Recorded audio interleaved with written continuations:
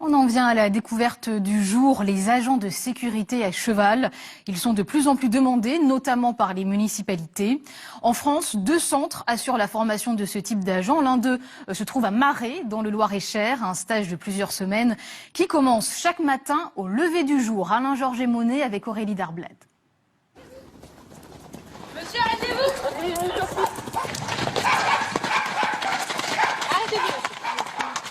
Ceci est un exercice d'interpellation. Il sera recommencé 100 fois et comme dans un film, commenté plan par plan. Ok, c'est bon, faut pas le mettre en pièces non plus.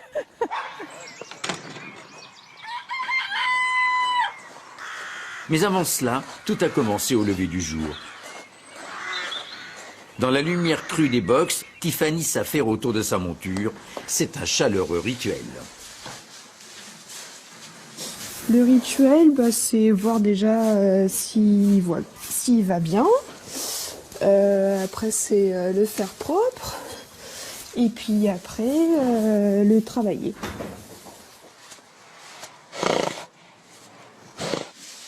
Ça s'est pas fait automatiquement. J'ai eu une longue période où je pouvais plus monter. Et j'ai réussi à reprendre cette passion. C'est une formation que j'ai découvert par le bouche à oreille, clairement, et aussi un petit peu après par les réseaux sociaux. C'est une formation que je finance et c'est une formation donc de 3 mois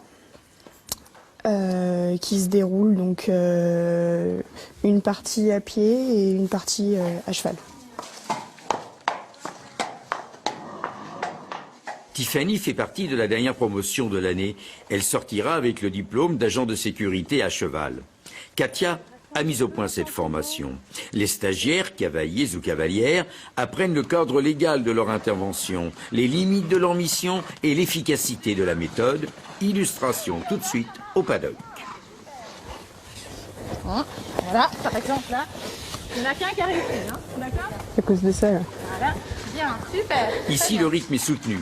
Après le paddock, direction le château de Reyre à Théier, les chevaux sont installés dans les vents. Là, ça risque rien parce qu'il n'est pas ferré, mais si vous avez un filet bas comme ça, puis que le cheval il gratte parce qu'il n'arrive pas à l'attraper, il se prend le fer dedans et vous êtes parti pour un trajet chaotique.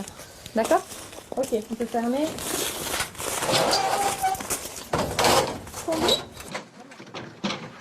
Quelques kilomètres plus loin, une rencontre insolite entre une page de l'histoire de France et la sécurité de la vie républicaine. Mais, pour le propriétaire des lieux, le comte d'Orléans, ce n'est pas vraiment une contradiction. La contradiction ne m'a jamais frappé.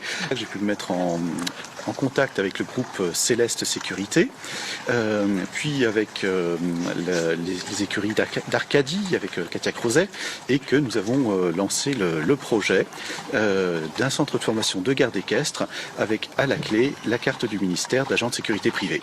Commence alors l'étrange scénario d'une brigade intervenant dans la fuite d'un cambrioleur. Tu fonces dessus, tu fais pas de cas, hein, il se défend. Ah bah t'y vas, ouais, c'est clair. C'est le plus rapide qu'il intercepte de toute façon. Hein. À un moment donné, ce qu'on va exiger des élèves, c'est une progression constante.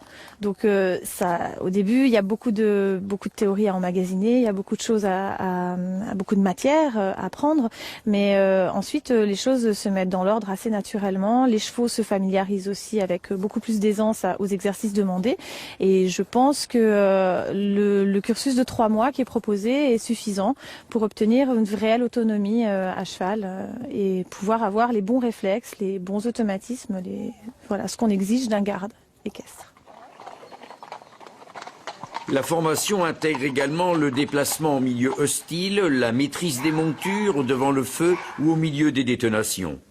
Contraste étonnant dans une Sologne alanguie par l'hiver.